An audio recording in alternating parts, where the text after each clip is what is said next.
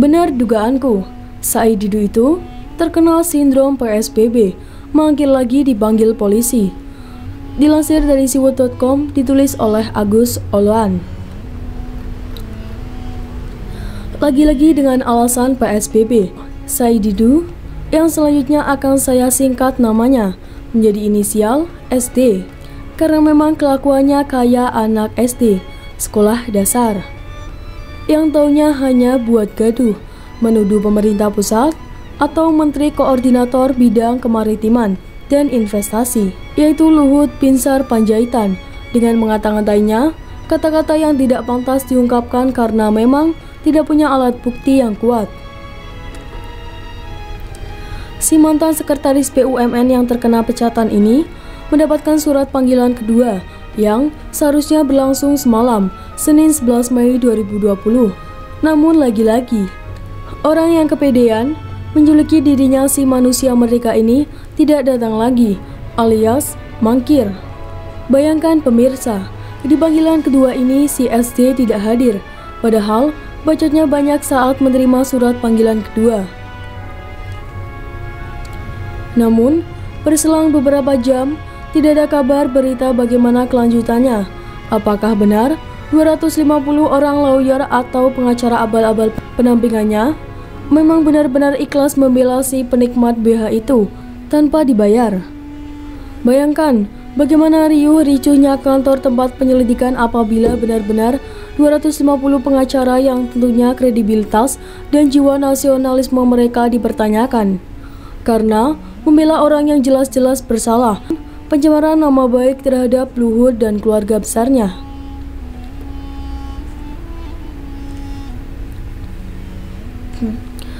Artinya, tidak benar ada 250 pengacara yang benar-benar siap mengawal kasusnya tanpa dibayar.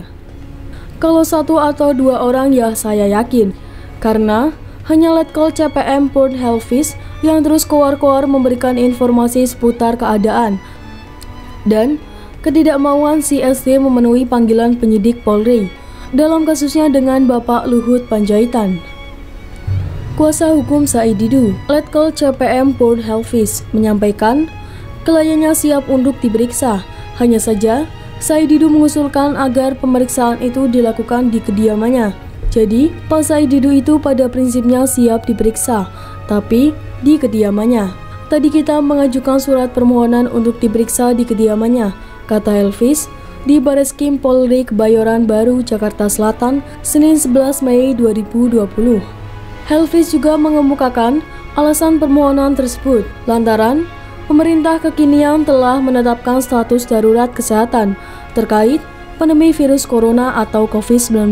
Menurut Helvis, berdasarkan ketentuan pasal 113 KUHP, pemeriksaan ini sedianya diperbolehkan dilakukan di kediaman. Akibat PSBB alias perasaan sangat bersalah besar, SD ini ketar-ketir keluar dari rumahnya yang di Taman Golf Cipondoh, Tangerang. Perasaan sangat bersalah yang besar itu telah membuat nyalinya ciut, apalagi yang dijanjikan akan dikawal 250 pengacara batal, sehingga SD hanya mengantungkan nasibnya kepada Helvis, pengacara yang masih setia memberikan saran, mendampingi, dan menjadi penyambung lidah SD. Minta maaf aja kalau memang tak sanggup. Namun, jalur hukum sudah ditempuh, dan si SD ini mau tidak mau, suka tidak suka harus menjalani pemeriksaan. Dan perihal pemeriksaan itu mereka minta diadakan di rumahnya. Saya melihat si SD ini baik kuasa hukumnya sudah ngawur dan tidak berlogika berpikir lagi, alias sudah tidak sanggup berpikir normal. Bayangkan, penyidik Polri harus datang ke rumahnya SD. Emang di sana apa yang akan disuguhkan? Standar operasinya memang bisa diandalkan penyidik di rumahmu. Emang SD itu siapa? Polisi saja harus tunduk dan datang ke rumah ente untuk memeriksa ente, kecuali situ sakit keras. Ya, bisa saja, tapi itu nggak bakalan diterima penyidik. SD dan pengacaranya ini berpikir nggak, jika keinginan itu diluluskan, maka akan banyak orang yang punya kasus sama minta dilakukan penyidikan di rumahnya, dan tentunya Polri akan menanggung banyak beban.